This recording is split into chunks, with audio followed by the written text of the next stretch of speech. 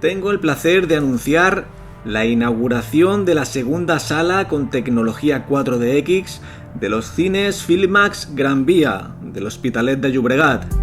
El acto inaugural estuvo presidido por el cineasta Jaume Balagueró, que presentó el estreno mundial de REC en tecnología 4DX. REC, dirigida por Jaume Balagueró y Paco Plaza, es una de las películas más apreciadas por los amantes del género y todo un hito para el cine de terror patrio. Su estreno en 2007 se convirtió en un éxito inmediato de público y crítica. Recibió numerosos premios y posibilitó el nacimiento de una franquicia con 3 secuelas y un remake estadounidense. A partir del 10 de julio, la nueva sala 4DX abre sus puertas al público que quiera volver a experimentar el miedo con REC o disfrutarlo por primera vez y de forma totalmente inmersiva. Con esta ampliación, los cines Filmax Gran Vía se convierten en los únicos cines en Europa que cuentan con 2 salas 4DX y una sala para la triple pantalla ScreenX. El complejo además cuenta con 9 salas de cine convencional. La primera sala 4DX se inauguró en noviembre de 2018 y desde entonces goza de gran éxito entre el público que busca nuevas formas de entretenimiento cinematográfico. Esta tecnología incorpora en la proyección hasta un total de 21 efectos sincronizados. Gracias a ella, el espectador tiene la oportunidad de ver los principales estrenos con efectos de movimiento, aire, agua, calor, aromas, vibraciones, además de elementos meteorológicos como niebla, viento, rayos y burbujas. La triple pantalla ScreenX es la primera sala en Cataluña que amplía la pantalla de cine tradicional a las paredes laterales del auditorio, creando una experiencia de visualización de 270 grados. De esta manera permite a la audiencia ir más allá del marco de la pantalla de la película tradicional, utilizando un sistema que expande la imagen de la pantalla central hacia las paredes laterales, envolviendo al espectador con imágenes y proporcionando la sensación de estar dentro de la película. La compañía surcoreana CJ, líder mundial en el sector, es la responsable de la instalación y funcionamiento de las 3 salas. Bueno, realmente, claro, las influencias o referencias son vastísimas, hay muchísimas. Paco y yo nos encontrábamos evidentemente con una referencia muy clara que era el Blair Witch Project, que era una película que además era muy reciente. No, o sea, muy reciente. Ahora ya es más antiguo, pero en aquel momento, bueno, todavía tenía... todavía se sentía, digamos, el impacto que había tenido la película. Y había muchas más. Decía ya Holocausto Caníbal, después había C'est arrivé chez Prabhu, que es una película belga que también juega con ese tipo de punto de vista. Pero no eran solo estas películas, había también una clara influencia de lo que era el mundo de la televisión. Programas como Callejeros, como... Se me baja al hablar, es curioso. Se me baja más arriba. Callejeros, había muchos programas de estos. Y entonces, Paco y yo estábamos muy fascinados con el mundo de la televisión en directo y de las cosas que inesperadamente pueden ocurrir. Muchas veces habíamos comentado también una anécdota que nos impactó mucho, fue una influencia muy grande, una imagen captada por una cámara de televisión de había una señora que era peluquera, ¿os acordáis de una señora que era peluquera, que era la mujer de un boxeador? Estoy hablando... ¿Qué dices? Estoy hablando del mundo de Rosa, del mundo de la prensa Rosa de hace unos cuantos años. ¿Sabes? ¿Cómo se llamaba esta señora? Raquel Mosquera. Raquel Mosquera, sí. Pues Raquel Mosquera fue ingresada en un psiquiátrico porque decía que veía, le perseguían flores. Entonces la prensa fue allí y con unas cámaras grababan a esta señora por la ventana y nos impactó muchísimo ver realmente a esta señora que se creía que la perseguían geranios mirando por la ventana, y era real. Y entonces dijimos, es que esto es escalofriante, pero es que es verdad. esto es real, lo real, estábamos convencidos de que daba mucho miedo. Entonces todo el batiburrillo de influencias de lo que estamos hablando, me estoy acordando ahora también de un crossover que fue muy importante también a nivel de referencias, un crossover de la serie, ¿cómo se llama aquella serie? Paranormal, Expediente X, Scully, madre Scully. Pues había un crossover entre Cops, que era otra serie, y Expediente X. Hostia, que también dijimos, coño, funciona muy bien ese tipo de narrativa para implicar al espectador realmente, introducirlo, ¿no?, dentro de la experiencia dramática de la película, porque eso es lo que queríamos. Entonces cogimos todo eso y dijimos, vamos a perfeccionarlo al máximo, y la idea era construir una experiencia en tiempo real. Si no era eso de found footage, hemos encontrado unas cintas y ahora os las enseñamos, no. Era, colocamos el ojo del espectador en la lente de la cámara y la experiencia es esa. Es decir, no puedes parar, porque lo que estás viendo es lo que está sucediendo en ese momento, ¿no? Y ese elemento del tiempo real es lo que yo creo que era la gran apuesta un poco más novedosa de REC. Pero sí, evidentemente, como acabo de explicar, había miles de influencias y de referencias. Pero luego llevaba también como una iconografía muy propia, ¿no? Barcelona y un poco también esta cosa costumbrista muy nuestra que engrandecía, ¿no?, también esa fusión con el terror. No era algo que estuviéramos acostumbrados, ¿no? Claro, no era solo que narrativamente fuese creíble para el espectador, es que todo tenía que ser creíble, ¿no? Y entonces, para que fuera creíble no podía ser nada glamuroso o especialmente espectacular. La vida no lo es, la vida nos la creemos. Queríamos que fuera muy real, y entonces lo quisimos ambientar esa historia de terror en algo muy cercano para el espectador, para que se lo creyese realmente, ¿no? Entonces todas las decisiones eran credibilidad, que el espectador se creyese o pudiese tener el espejismo de que aquello era real. Barcelona, un inmueble del Eixample muy parecido al de muchos, una protagonista que es una reportera que verdaderamente es una reportera y que te podría sonar como una reportera de verdad, porque lo era. Bueno, hacía Brainiac, ¿no? Yo recuerdo que hacía Cuadrofén. Era como de ciencia. Cuadrosfera, o ¿cómo se llama? Había hecho varias cosas, pero había hecho un programa de 4. Yo no me acuerdo. Sí, tenía un programa de 4 que era de estos de tipo callejeros. Entonces era un rostro un poco popular. Entonces eso funcionaba, ¿no? Porque decías, me suena de la tele. Perfecto. Ideal. No sé si hay alguna pregunta. Sí. Si no se te escucha, pide el micro. No, que yo quería preguntar, ¿qué te ha parecido verla con el sistema este, ¿no? O sea, ver tu película con el movimiento este. Bueno, me ha sorprendido mucho porque se me ha encantado lo de las Sí. Pensaste, teníamos que haber puesto más. Pero y luego hay algunos movimientos que eran pues ya más conocidos, pero ha habido algunos movimientos, es mi primera experiencia en este sistema, pero ha habido algunos movimientos que era como que tenía la sensación como que acompañaban el movimiento de la cámara, tenía la sensación como que de repente la silla se movía, avanzaba, digamos, ¿no? Tenía una sensación de arranque, de elevarme, Sí, me ha gustado mucho eso. Cuando realmente flotaba con la cámara, eso me ha gustado mucho. Y luego me ha gustado mucho también el aire. Ay, Sí, creo que lo del aire y la sangre es muy guay. Y algunos movimientos, o sea, todos sí, pero algunos especialmente eran muy guays. Y bueno, yo creo que me ha ayudado un poco a implicarme, digamos, a inmiscuirme un poco más en la experiencia, que ya de por sí es inmersiva, pues yo creo que me ha ayudado un poco más. Me lo ha hecho todavía más físico, ¿no? Y yo lo he agradecido mucho y lo he disfrutado mucho, la verdad.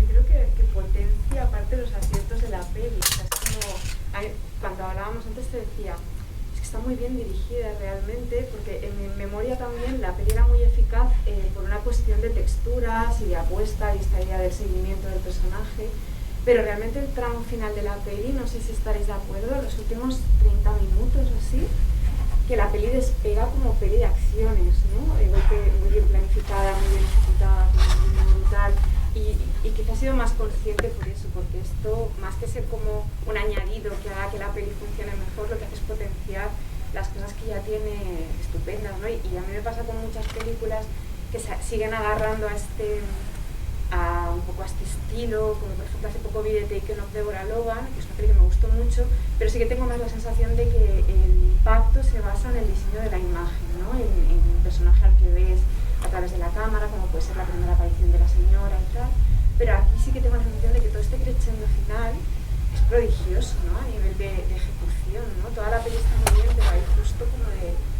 planificación, de montaje, de coreografía, ¿no? También toda la parte de donde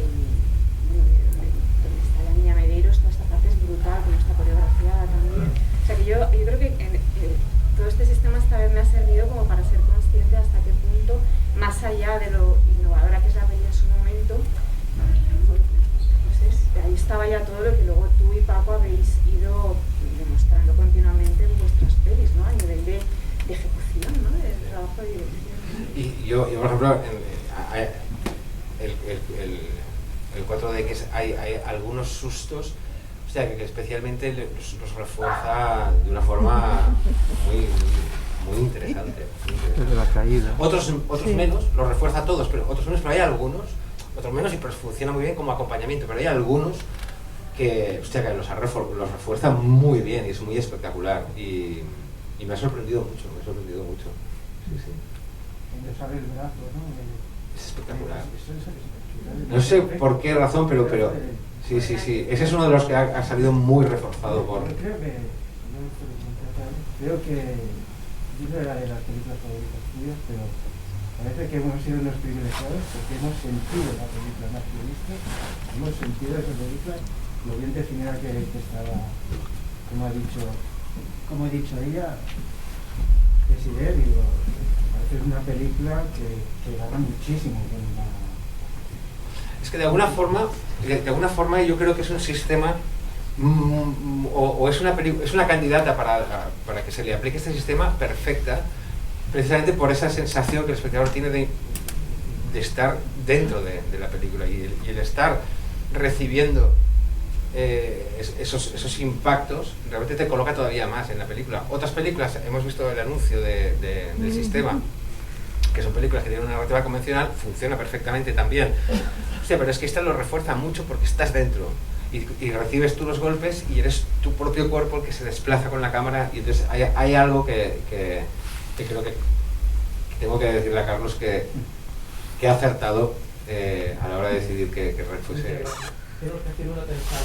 Sí, hay muchas cosas que yo decía, hostia, esto teníamos que haberlo hecho así, WhatsApp, pensando en este sistema, pero esto siempre pasa.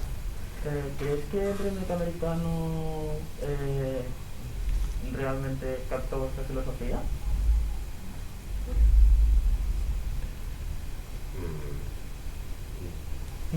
Bueno, sí, a ver, o sea, sí, yo nunca te diría nada malo del remake americano. No captaron la política en la manera de hacerla. Nosotros estuvimos en el rodaje, que nos invitaron, estuvimos en el rodaje y la política, o sea, el espíritu del rodaje no lo estaban copiando. Lo que tenían que hacer es copiar el espíritu del rodaje, no copiar la película, no tener un DVD diciendo así.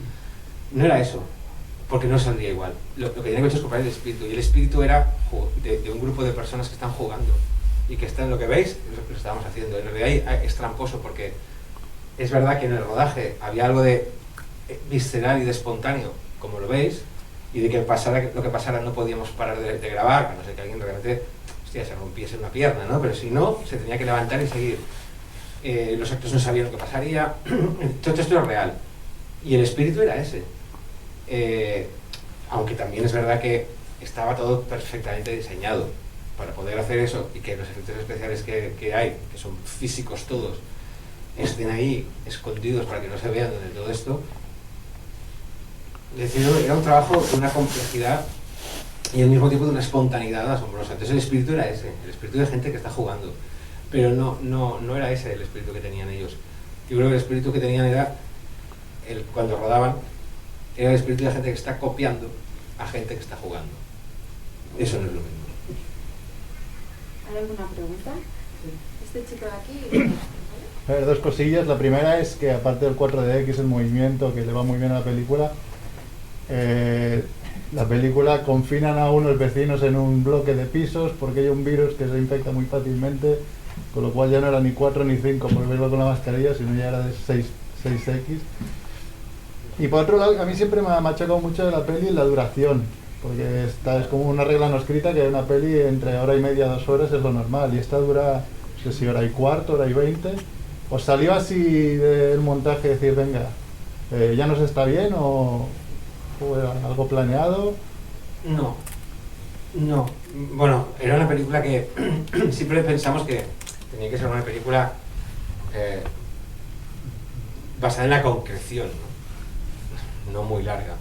Pero, bueno, la montamos, la rodamos, la montamos, realmente está prácticamente todo lo que se rodó, y quedó eso. Quedó 1 hora y cuarto. Entonces dijimos, bueno, lo podemos alargar un poco, 1 hora y 20. Pero ¿vale la pena? Y dijimos, no, pues no valía la pena que fuera así. Es verdad que si hubiese sido a lo mejor 1 hora y 5, o hubiera sido 1 hora y 10, hubiera habido problemas, Carlos nos lo dirá esto, pero hubiéramos tenido problemas legales a la hora de considerarse un largometraje y de ser exhibida en cines y tal. Pero 1 hora y cuarto está dentro del estándar ya, y entonces pensamos que era lo perfecto. Y además los cines encantados. Claro, más fácil, ¿no? Claro.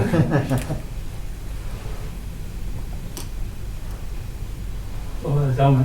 Mira, volia dir que feia temps que no havia vist la pel·lícula i m'ha semblat que veure amb aquest sistema la complementa molt. Sí, és realment una aportació que li fa. I després una altra cosa, a veure si tu ho comparteixes, amb els moments que estem vivint de pandèmia i tot el que està succeint, les incerteses que hi ha, etc., jo penso que la pel·lícula d'alguna forma cobra també una actualitat. Sí. Bueno, totes les pel·lícules que parlen d'infeccions i les pel·lícules de... Sí, clar, hi ha un origen... Cobren... És a dir, també... Bueno, ara em venen al cap moltes pel·lícules. Home, aquesta sí que és veritat que té un element que és interessant, que és l'element del confinament també, no? L'element d'aquests veïns que no poden sortir, que és un tipus de confinament diferent, no? Però bueno, però a mi sí que m'ha sorprès que és cert que veient la pel·lícula, i no ho recordava, hi ha moltes expressions i moltes figures que són idèntiques, no? Quan diuen se comporta igual que la gripe, no? Sí. O digo, tenemos que hacer un análisis de todos los vecinos para asegurarnos, se empieza con la fiebre, o sea, es una serie de cosas que dices, hostia, no estáis cerrados, no podéis salir, ¿no? Sí, es verdad. Los chinos, ¿no? Es musical de los chinos, ¿no? Serán los chinos esos. Sí. Sí, es interesante. Es interesante. Hay una pregunta allá arriba. Sí, está bien anónimo. Si alguien tiene preguntas, levantáis la mano y así os... Sí, solo que no quería molestar, por si acaso... Ah, perdón. A ver, esperemos que esto seguramente tiene COVID, a lo mejor. ¿Se me escucha, no? Bien. Oh, vale. Nada, que viendo la película, ¿vale? Cuando entran en el último piso, ya en la habitación, bueno, en el piso de la niña Medeiros, ¿vale?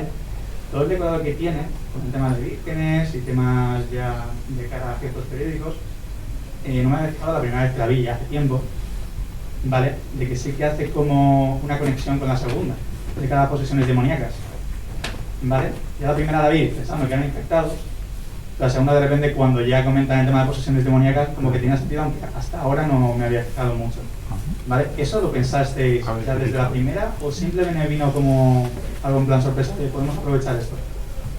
Bueno, mira, aprovecho esta pregunta porque es verdad que cuando se estrenó Rec 2, que hablaba ya evidentemente de demonios y de posesiones y cosas, y detallaba la naturaleza sorprendente e innovadora de este tipo de infección, es verdad que mucha gente se quejaba porque decían que nos lo habíamos inventado de repente, que esto REC era una película de infectados y que de repente REC 2 ahora era de demonios. Y Paco y yo siempre decimos, realmente la gente no está siendo muy justa. Es decir, nosotros en REC ya pusimos, y lo pusimos no por casualidad, no es que se nos cayeron unos papeles nuestros allí en el set, no, lo pusimos porque nos gustaba, y a mí posiblemente especialmente me gustaba mucho porque me gustan estas tonterías. Y entonces yo soy el responsable de que estuviera todo lleno de niñas haciendo la comunión, vírgenes, crucifijos, estas cosas. Entonces se puso porque se quería que ese o sea, si se puso es porque los que estamos haciendo la película queríamos que ese tipo de infección pues una infección de naturaleza demoníaca y que tenía que ver con la posesión. Está hablando de una niña poseída, la niña Medeiros, tal. Entonces REC 2 era la continuación lógica e inevitable de lo que esta película estaba plantando. Esto es lo que me preguntabas, ¿no? O algo más. Sí, no, de todas formas, no hace falta ni que lo veas. De todas formas también es lo que tú dices, ya en Los Sin Nombre, por ejemplo, tienes ese catálogo visual de cara a temas de sectas. Entonces, más o menos sí que en su momento me podría dar la idea, pero claro, cuando la vi, lo primero que pensé eran infectados, porque en ese momento como era algo más de moda, 28 semanas después y todo esto, tampoco valoraría a ello. Pero me ha dejado hasta ahora de nuevo a revisionarla, que sí que tenía cierta continuidad bastante más lógica, aunque a mí yo no me quejé de la segunda, me pareció acertado que fueran demonios. No, pues que infectados eran, es que el problema está, para mí el problema está en que a veces tenemos una dificultad en salirnos de un esquema muy claro que tenemos en la cabeza que es infectados o es poseídos. Y entonces, si nos juntan las dos cosas, nos explota la cabeza y decimos, ¿qué ha pasado? No ha pasado nada. Son infectados, que a ti mismo te está costando decir, yo creía que eran infectados, no, es que lo son. ¿Ves que tienes el cortocircuito? Son infectados, pero son infectados por un tipo de virus que tiene que ver con la posesión. No pasa nada, infectados y poseídos, todo junto, siempre mejor. Me he explicado, ¿no? Digamos. Es que es eso. Que mucha gente decía, no, pero son infectados, que igual tú lo tenías claro, pero que mucha gente se me lo preguntaba, ¿son infectados o son poseídos? Ambas juntas. Ambas juntas. Es que a nosotros nos parecía, en ese momento nos parecía increíble. Luego, es verdad que hay gente que reaccionó de otra manera, pero nos parecía increíble, infectados por posesión, ¿no? O sea, juntarlo era como, ¡guau! Nos gustaba mucho.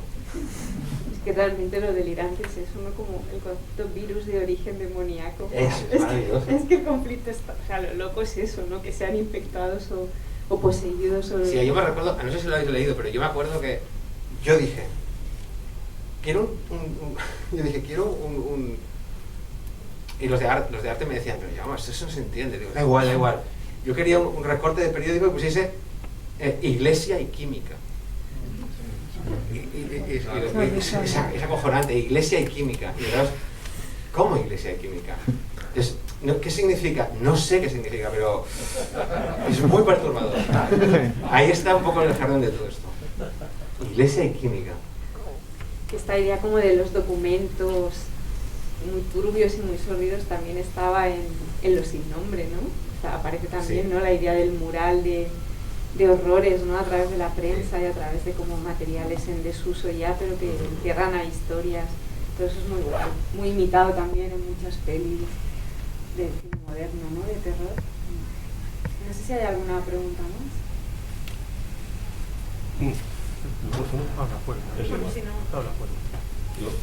Desarrollasteis el estilo de REC a través de 3 películas más, pero digo, podría ser un mundo mucho más ampliable. ¿Para cuándo REC la serie? ¿Podría ser posible? ¿Podría ser posible una serie sobre REC y sobre todo ese mundo de posesiones, de infecciones y tal? Sí, bueno, todo es posible. ¿Lo has pensado? La vida me ha enseñado que todo es posible. Sí. Incluso lo que me parece que no, pero... No. Pero... Bueno, si subiese... Yo creo que tendría que haber algo más, algo nuevo que aportar, digamos. Yo creo que REC aportó en sí misma lo que nosotros queríamos.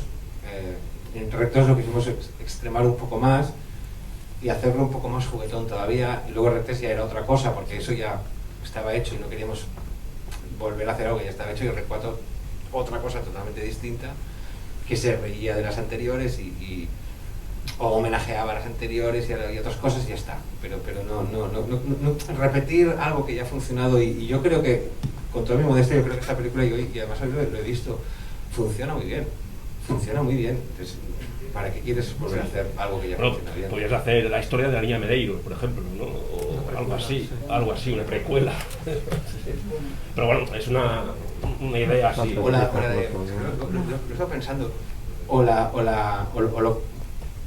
precuela horas antes en el veterinario. Con un perro súper agresivo que va contaminando a otros animales de allí.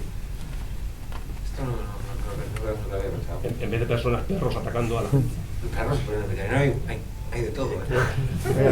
Salió un cómic, ¿no? Donde atacaban al zoo y habían varias historietas. Había algo de zoo, pero no sé si en el veterinario no. Bastante. En el veterinario no me acuerdo, de un zoo sí. Zoo de Barcelona. ¿Hay alguna pregunta? ¿No había alguien que he interrumpido? ¿No? Comentabas esto de la niña Medeiros, que es algo que es como un running gag, ¿no? Que mucha gente siempre te hemos preguntado, en plan, ¿por qué nunca? A mí, más allá de eso, que entiendo que yo creo que es una saga muy interesante cómo evoluciona, ¿no? Que es una saga que no muere porque cada película es como de su padre y de su madre, nunca mejor dicho, ¿no? Porque al final sí que la segunda es una codirección, pero las otras ya cada uno coge las riendas y se lo lleva a su terreno. Pero sí que hay una cosa muy interesante en Rec, que a veces dejamos un poco en segundo plano, y que tiene que ver con esto de la niña Medeiros, que es un diseño de personaje alucinante. O sea, quizá te quedas más con la idea de la cámara, ¿no? De la peli, que un poco aporta esto, pero para mí, dentro del cine de terror moderno, entre los monstruos más interesantes está esta niña Medeiros, que quizá es tan interesante, aparte por el diseño físico, que yo creo que es una barbaridad, ¿no? O sea, la presencia del monstruo es brutal, pero el misterio, ¿no?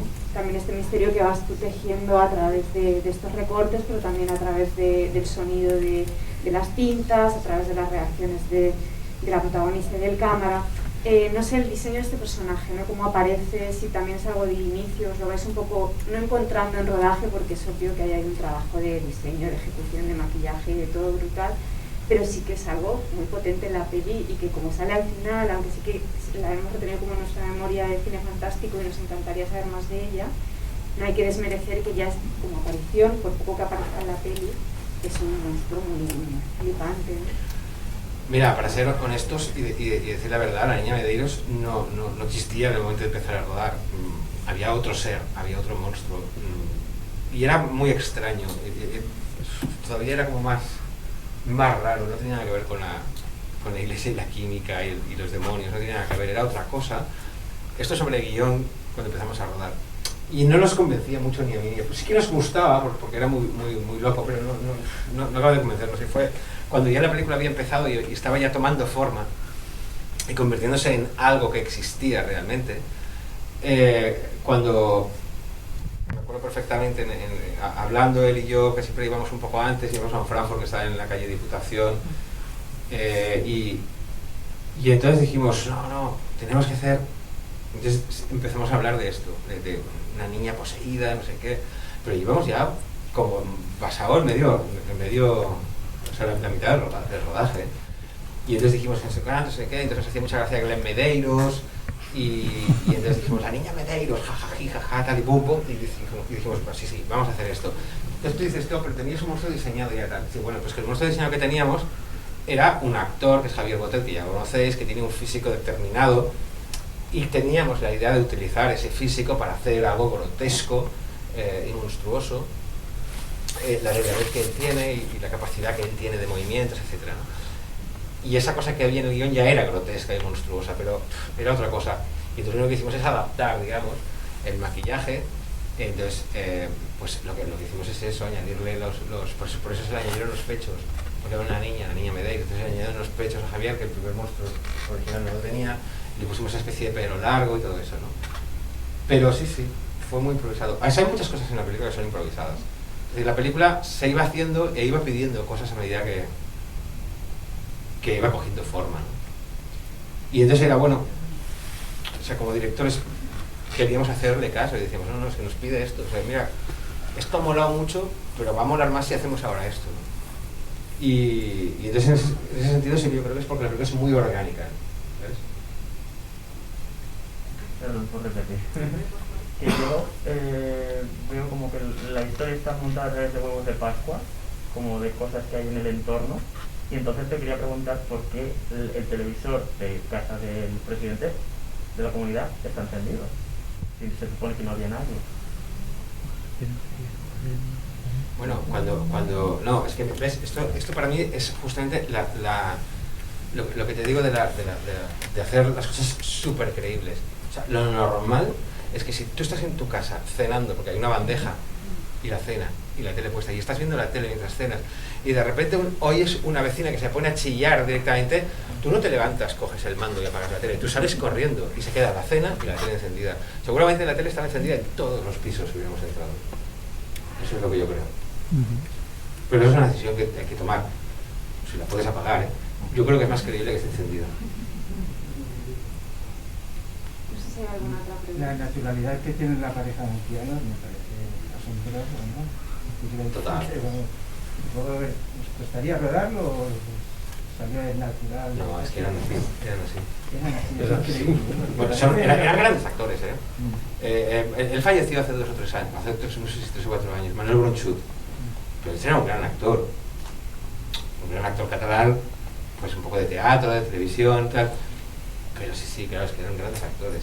Y con una naturalidad que ya es lo que buscábamos cuando hacíamos el casting. La bola ahí es variando y tal.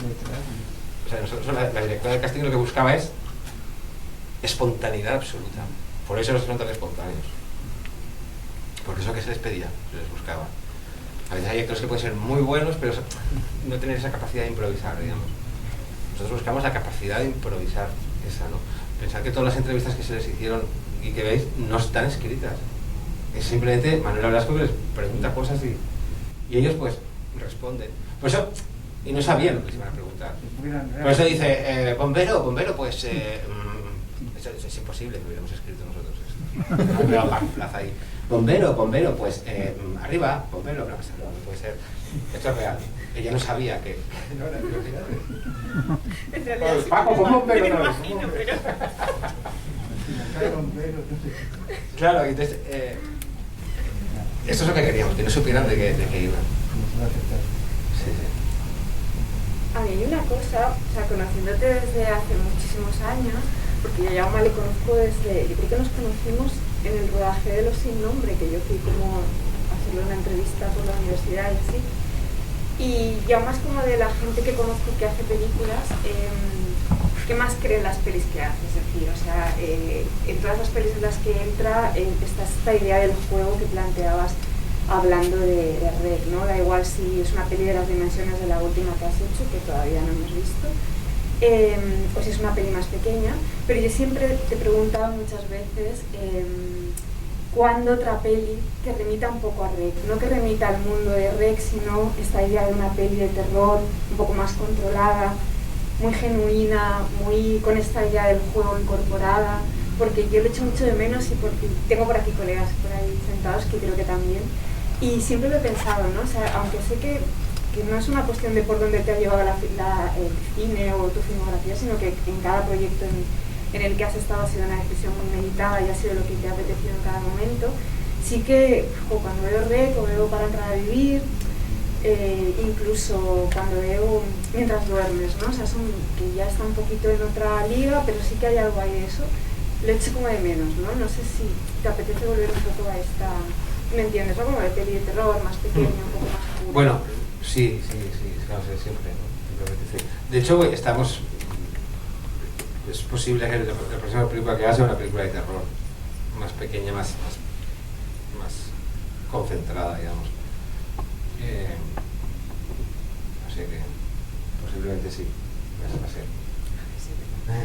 No sé si no hay ninguna pregunta más, y un poco para cerrar, sí que como está acabada tu nueva película, Way Down, no sé si te apetecería explicarnos nada, o sea, algo sobre la peli un poco para como primera presentación de lo que veremos, aunque no haya fecha todavía no cerrada de estreno. Bueno, Waytown es una película que rodamos, fíjate, el verano pasado en Madrid con actores españoles y actores ingleses, con Freddie Highmore, que es el de Good Doctor, y luego con actores españoles, José Coronado, Luis Tosar y más, y es una película de acción y de fútbol y de robos a bancos y es una película de la que estamos todos muy contentos, pero que no sabemos cuándo se va a estrenar, porque como está la situación, pues está todavía ahí en stand-by. Se iba a estrenar en noviembre, pero ahora mismo ya no sabemos. Pero espero que la vayáis todos a ver cuando sea. Y si puedo hacer una última, así un poco ya de fan.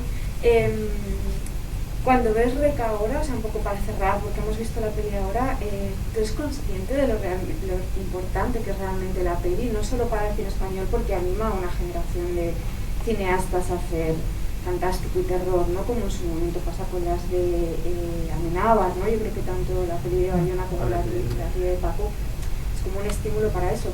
Pero no sé, siempre es como una cosa que siempre decimos los que escribimos de cine y que hablamos de cine, que siempre es muy sorprendente que cuando van saliendo las listas de las películas más importantes de fantástico y terror de los últimos 10 años del siglo, siempre está entre los primeros, o sea, está entre las 10 primeras y no entre las 5, ¿no?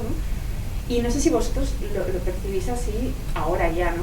13 años después, ¿no? Que lo hubierais pensado un año después, raro, ¿no? Pero sí en vuestra cabeza también, yo como crítica y como periodista, para mí sí que realmente es una peli clave, o sea, para entender el cine moderno de terror. O sea, sí, yo la concibo así, pero la concibo así como testigo, digamos, porque yo leo y veo y digo, hostia, realmente, se ha convertido, hicimos una película muy influyente y muy importante. Que me lo parezca a mí es otra historia, no, pero que sí lo veo que es así, porque claro, porque yo soy testigo de lo que ha supuesto la película y me sorprende a mí mismo, pero sí, creo que lo veo. Pero yo alucino un poco, sí. Porque estuve allí, la rodamos, y sé lo que fue. Y era realmente muy guay, pero no teníamos ni idea de lo que estábamos haciendo. Pero ni idea. O sea, no podíamos ni sospechar que pasaría esto, que todo pasó.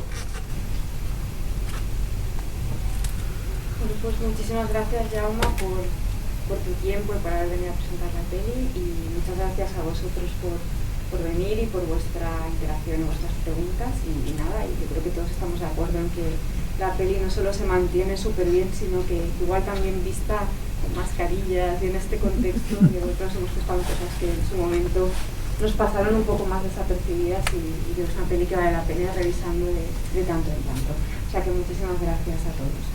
Muchas gracias.